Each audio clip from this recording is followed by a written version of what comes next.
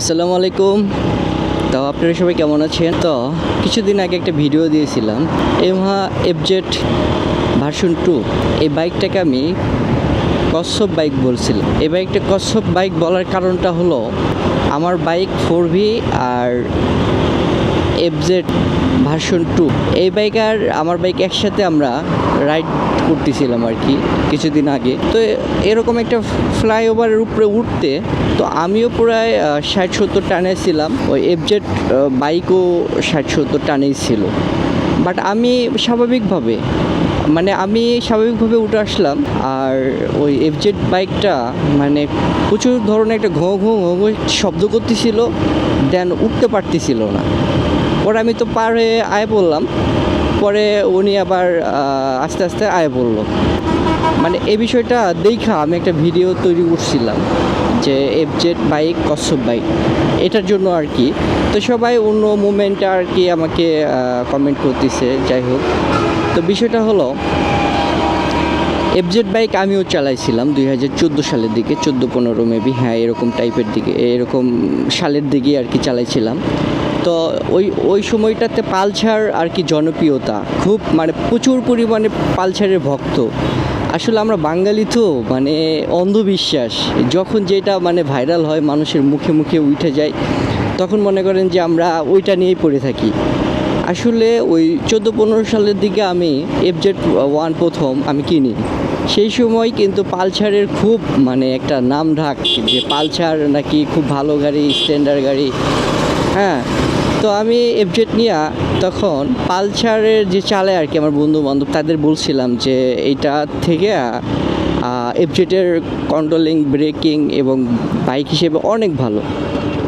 তখন পালসারের যে রাইডারগুলি তারা আমাকে খুব মানে করতো, মানে পচাইতো যে হ্যাঁ ওইটা সেইটা, এইটা চাকা মোটা, বেঙ্গের মতো পেট মোটা, এইসব বলতো। হ্যাঁ, ওইটা নাকি প্লাস্টিক, হ্যান ত্যান, মানে এফজেডকে এইসব বলতো যে প্লাস্টিক, পেট মোটা, চাকা মোটা, টাকের চাকা লাগানো, মানে অনেক কিছু মানে আমাদের খেপাইতো।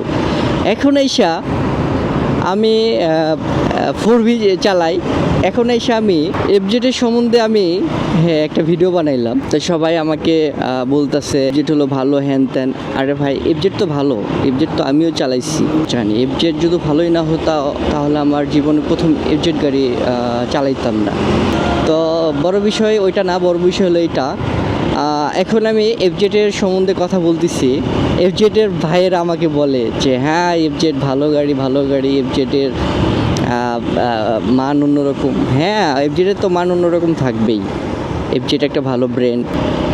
তো আসলে বিষয়টা হলো এটা যার যার ভালো লাগা। হ্যাঁ, 4V আমি চালাই, এটা আমার ভালো লাগে। আসলে 4V গাড়িটা আমি বেশ কিছুদিন ধরে চালাচ্ছি। এফজেডের পর আমি পালসারও চালাইছি, দেন পালসারের পর আমি 4V চালাইছি। 4V ABS ছাড়াটা চালাইলাম, পরে ABSটা নিয়ে চালাচ্ছি।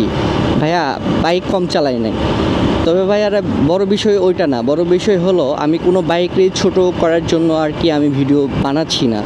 দেন আমি সেদিন আমার চোখে দেখায় আর কি এফজেড ওই রকম একটা প্রবলেম ফেস করছে, দেন এই জন্য আমি ভিডিওটা বানাইছিলাম, তাছাড়া আর কিছু না। আরেকটা বিষয় কি, এফজেড বাইক ব্র্যান্ড ভালো, এফজেড গাড়ি ভালো, আমি এটা আর অস্বীকার করব না, আমি স্বীকার করতেছি এফজেডের সব কিছুই ভালো। তবে ভাইয়ারা ওই ইঞ্জিনটা আদিম যুগের ইঞ্জিন না দিয়ে নতুন কোয়ালিটির একটা ইঞ্জিন দিতে বলেন ভাইয়ারা। যারা এফজেডের ভক্ত রয়েছেন, কোম্পানিকে একটা অবজেকশন দেন যে আমরা এফজেড গাড়ি খুব পছন্দ করি, আমাদেরকে ইঞ্জিনটা একটু চেঞ্জ করে দেন। ইঞ্জিনটা একটু 160 সিসি নয়তো 180 সিসি, 200 সিসি, এই এফজেডের ভার্সন 2 মডেলটা একটু নতুন ইঞ্জিন কইরা দিয়ে দেন। এটা আপনারা বলেন, এটা বলে একটু দেখেন যে ইঞ্জিনটা চেঞ্জ করতে পারেন নাকি। হ্যাঁ, ইঞ্জিনটা চেঞ্জ করতে পারেন নাকি একটু বলেন। আর কিছু না ভাইয়া, আমি কোনো বাইককে ছোট করি নাই, ছোট বলি নাই। দেন খালি আমি বলছি ওই বাইকের স্পিড কম। আপনারা কি বোঝেন না যারা এফজেড চালান, তারা একটু কমপ্লেন জানান, ঠিক আছে? এই আর কি ভাইয়ারা, সবাই ভালো থাকেন, সুস্থ থাকেন। আসসালামু আলাইকুম।